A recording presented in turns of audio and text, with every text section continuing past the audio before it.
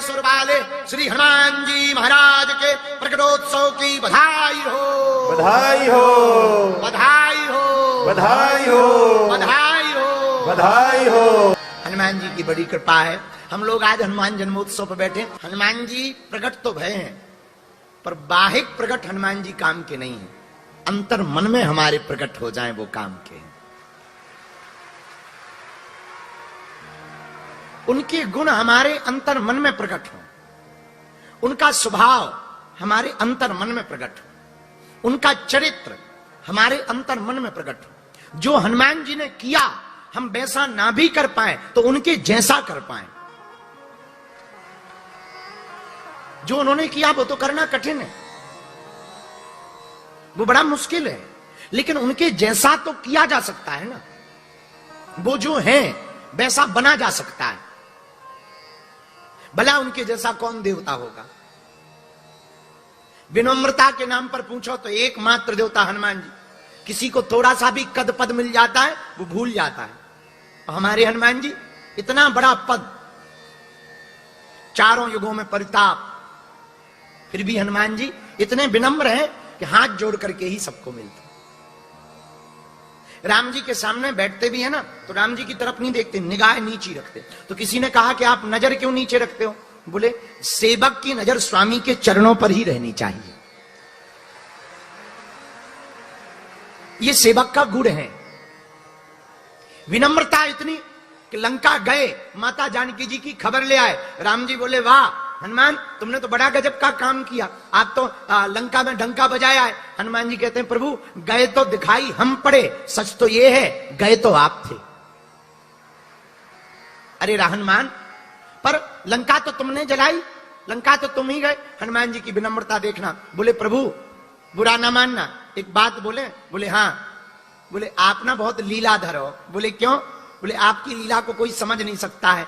बल आपने दिया, सबल आपने दिया, और आपने ही हमको भेजा, बस वो तो अपने भक्त के मान को बढ़ाने के लिए दिखाई हम पड़ रहे हैं। धन्य हनुमान जी। अब विनम्रता की बात हो गई, अब जरा हनुमान जी की लगनता की बात सुनो। लगन इतनी तीक्ष्ण है हनुमान जी में कि वो राम जी के अलावा कुछ ध्यान ही नहीं देते। बड़े दरबार में माला दी तो वो तोड़ दी। किसी ने पूछा क्यों? अरे ये बड़ी बेसकीमती माला है। हनुमान जी बोले होगी अपने लिए, पर इसमें राम नहीं है तो हमारे किसी काम की नहीं है। लगनता देखो हनुमान जी में, क्या अद्भुत लगनता। माता जानकी जी माथे पे सिंदूर लगा रही, हनुमान जी आ गए। माँ क्या कर रही है? लाला इसको सिंदूर लगा रहे हैं। अरे माँ ये माथे में सिंदूर लगाने से क्या होता है? बेटा हनुमान, विवाहित स्त्रियां अपने पति के लिए सिंदूर लगाती हैं। मां वो सब छोड़ो, ये बताओ लगाते क्यों? बेटा हम तुम्हारे स्वामी की लंबी आयु के लिए चुटकी भर सिंदूर लगाते हैं। हनुमान जी ने सोचा जब चुटकी भर सिंदूर लगाने से प्रभु की आयु बड़ी हो सकती है, लंबी हो सकती है, तो क्यों ना हम फुल बॉडी में लगा लें। पूरे शरीर में सिंदूर लगा के पहुंच गए राम दरबार में। सब हंसने लगे, आज हनुमान जी लाल लाल लग रहे हैं, क्या बात है?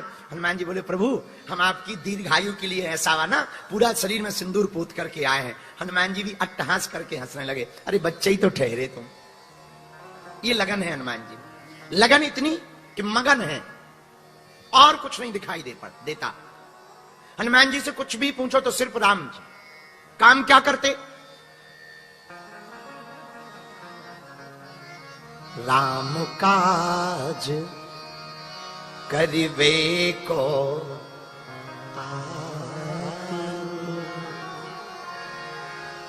एक काम, मात्र एक काम करते हनुमान जी, दूसरा कोई काम नहीं। बोले क्या काम करते? बोले राम काज। और हम लोग क्या करते? हम लोग करते काम काज। हम लोग करते काम काज, हनुमान जी करते राम काज। इसीलिए हम लोग काम के बंदर हैं, हनुमान जी राम के बंदर हैं। चलो ये बात तो हो गई कि हनुमान जी काम काज करते हैं, राम काज करते हैं, पर क्या हनुमान जी को और प्रिय है राम के अलावा? हाँ एक और प्रिय है। क्या? राम ही प्रिय है। प्रभु चरित्र सुनबे को राम लखन सीता वो केवल चरित्र सुनते तो राम जी का, गाते तो राम नाम कीर्तन, सुमरि पवन सुत पावन नाम, अपने बस करी। कितनी अद्भुत बात है। हनुमान जी गाते भी हैं तो राम गुण गाते, सुनते भी हैं तो राम कथा सुनते, काम भी करते तो क्या राम काज करते। ये हनुमान जी से लगन सीखो। इतने मगन है हनुमान जी कि उन्हें राम के अलावा कुछ दिखाई नहीं पड़ता। तीसरी बात हनुमान जी की जो सीखने योग्य है, वो कोई भी काम करते हैं तो पहले कार्य के पहले वो विचार करते हैं। हम लोग विचार बाद में करते हैं, पहले प्रचार करते हैं। हम लोग पहले एडवर्टाइजमेंट करते, प्रचार, बाद में करते कार्य, फिर जब बिगड़ जाता है तो फिर करते विचार। और हनुमान जी पहले विचार, कपि मन कीन विचार, लेकिन विचार करते ही दीन मुद्रिका डारी, तब तुरंत मुद्रिका डाल दी। पहले विचार फिर कार्य, और विचार करके जो व्यक्ति कार्य करेगा उसे प्रचार करने की जरूरत नहीं है, प्रचार अपने आप हो जाएगा।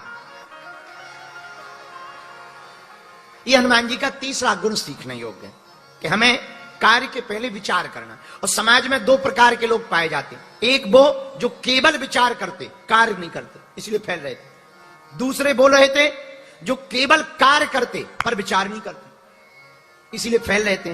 और हमें लगता है समाज में वही आदमी सफल है जो विचार भी करता हो और कार्य भी करता हो, वही आदमी सफल होता है। यह हनुमान जी से तीसरा गुण सीखना है। अब हनुमान जी से जरा चौथा गुण सीखो। क्या? हनुमान जी से चौथा गुण यह है, किन्हीं भी परिस्थितियों में हनुमान जी डिगते नहीं। रावण के सामने खड़े हैं भाई साहब, रावण बोला हमें देखकर डर नहीं लग रहा। हनुमान जी बोले तुम्हें नहीं लग रहा? रावण बोला हमें क्यों लगेगा, जरा हमारा शरीर देखो, 10 मुंह 20 हाथ, देख काल नीचे पड़ा हुआ है, शनिचर उल्टा लटका हुआ है। हनुमान जी बोले ये तो हम रोज देख रहे हैं। मतलब बोले हमारे प्रभु हैं जो राम जी, उनके सामने तो अच्छे अच्छे देवता हाथ जोड़े रहते हैं, ये कोई बड़ी बात थोड़ी है।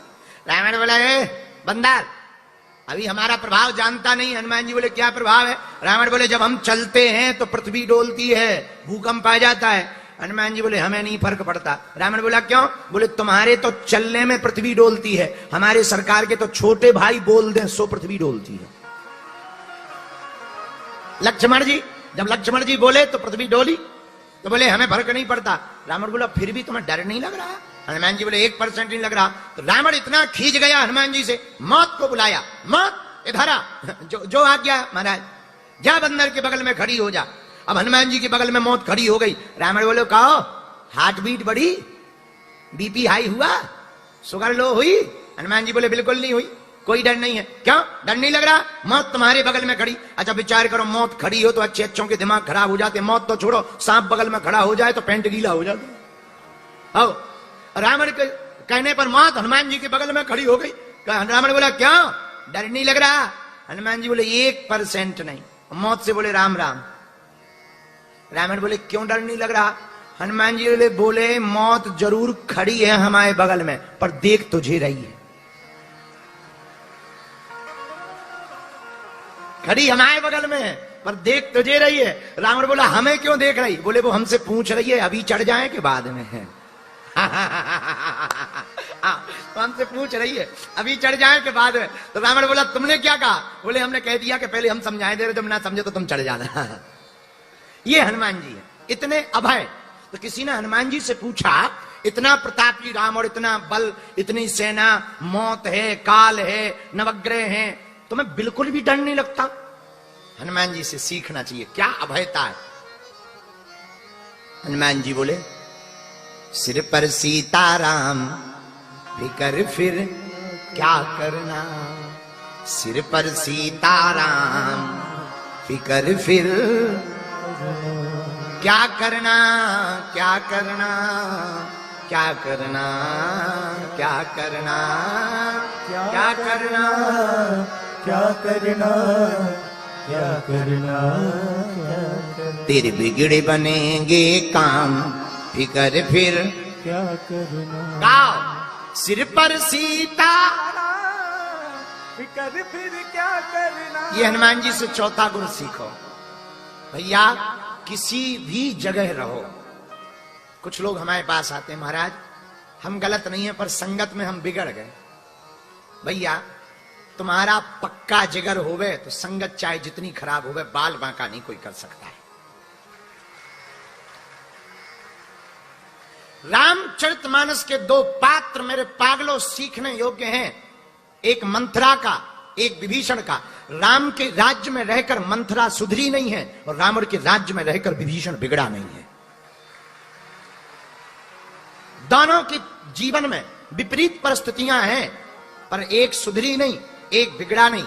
यही जिंदगी तुम्हारी होनी चाहिए कि चाहे जहां रहो पर संस्कार अपने वाले होने चाहिए। हम जब विदेश गए तो लोगों ने हमको कहा आप ऐसे कपड़े पहन के जाओ, आप थोड़ा सा, अब भारत में तो ठीक कपड़े पहन लेते हो, वहां थोड़ा जूता पहन के जाओ, वहां थोड़ा वॉकिंग करो, ये करो वो करो। हम कहा भैया हम करेंगे तो सब, पर जैसे थे वैसे ही करेंगे।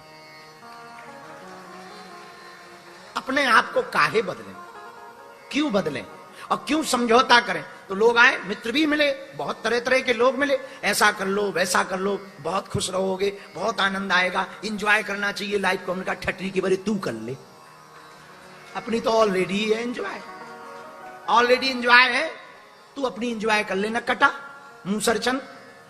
और हाँ सुन, अपनी वाली पार्टी में आना हो तो आ जा। भगवान की ऐसी कृपा कि हमारे जीवन में बहुत बिगाड़ने वाले आए पर हमने ही उनको बिगाड़ दिया, घर छुड़वा के बाबा बनवा दिया।